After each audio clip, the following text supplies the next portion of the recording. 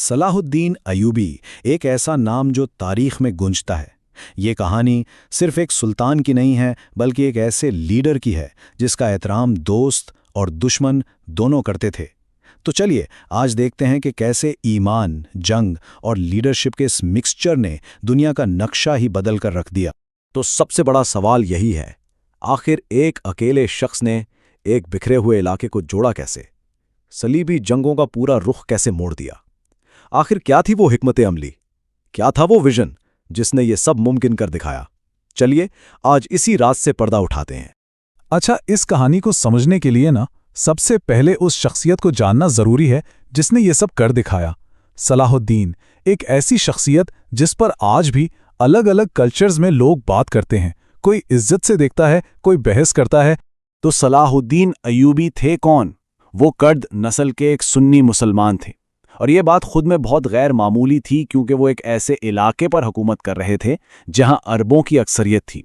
उन्होंने सिर्फ मिस्र और शाम की सल्तनत की बुनियाद ही नहीं रखी, बल्कि वो अयूबी खानदान के बानी भी थे।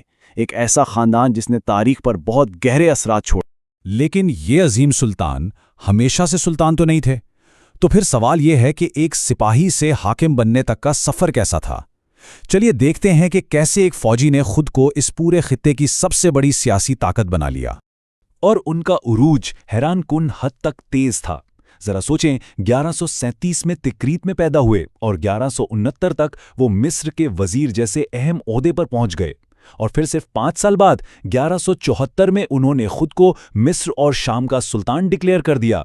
बात यही नहीं रुकी, 1183 तक तो उन्होंने हलब जैसे बड़े शहर पर भी अपना कंट्रोल जमा लिया, जिससे उनकी पोजीशन और भी मजबूत हो गई।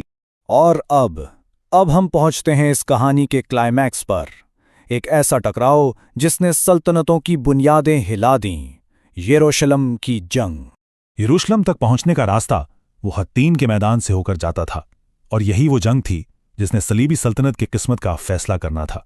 यहां सलाहुद्दीन की फौजी जहानत खुलकर सामने आती है। जरा तसव्वुर करें, सलाबी फौज है, सहरा की तपती धूप में मीलों पैदल चलकर आ रही है। सलाहुद्दीन ने उन्हें जानबूझकर इस जाल में फंसाया।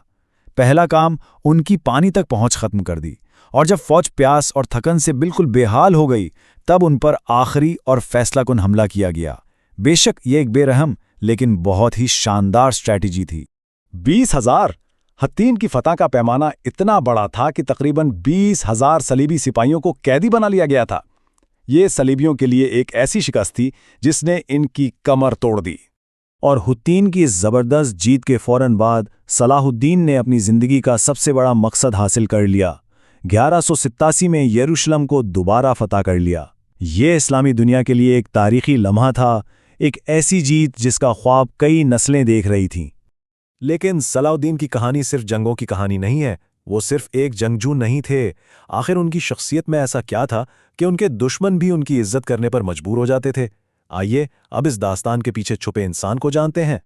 देखें, सुलेबी कहानियों में तो उन्हें एक बहुत ही बेरहम फातेह के तौर पर दिखाया जाता है, लेकिन हकीकत इससे कहीं ज्यादा दिलचस्प है। वो सिर्फ एक फातेह नहीं, बल्कि एक बहुत होशियार डिप्लोमेट थे। वो सिर्फ एक जंगजू नहीं थे, बल्कि अपनी सखावत और दीनदारी के लिए भी जाने जाते थे। उनके एक बहुत करीबी साथी और तारीखदान थे, बहाउद्दीन इब्न शद्दाद।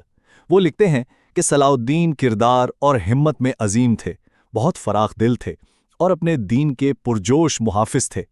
अब ये अल्फाज एक ऐसे शख्स के हैं जो उन्हें बिल्कुल करीब से जानता था, और ये उनकी शख्सियत की एक जबरदस्त तस्वीर पेश करते हैं। सलाहुद्दीन 1193 में इस दुनिया से चले गए, लेकिन उनका असर खत्म नहीं हुआ। उनकी सबसे बड़ी और पायदार मिरास वो सल्तनत थी जिसकी उन्होंने खुद बुनियाद रखी थी। तो आखिर इनकी मिरास है क्या? सबसे पहले तो अय्यूबी सल्तनत, जिसने कई दहाइयों तक हुकूमत की। फिर बिखरे हुए मुस्लिम इलाकों को एक करना, जो खुद में एक बहुत बड़ा काम था।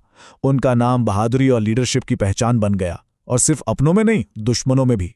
रिचर्ड द लायन हार्ट के साथ उनका जो मुआहदा था, वो आज भी डिप्लोमेसी की एक क्लासिक मिसाल माना जाता है। और आखिर में उन्होंने सिर्फ ताकत ही नहीं, बल्कि इंसाफ और सखावत की मिराज भी छोड़ी। और आखिर में सलाहुद्दीन की ये पूरी कहानी हमें एक बहुत अहम सवाल पर लाकर खड़ा कर देती है। वो सवाल ये है कि किसी भी लीडर की असल मिरास क्या होती है? क्या वो उसकी जंगी फतूहात होती हैं, या फिर उसकी वो इंसानी इक़दार जो वो पीछे छोड़ जाता है?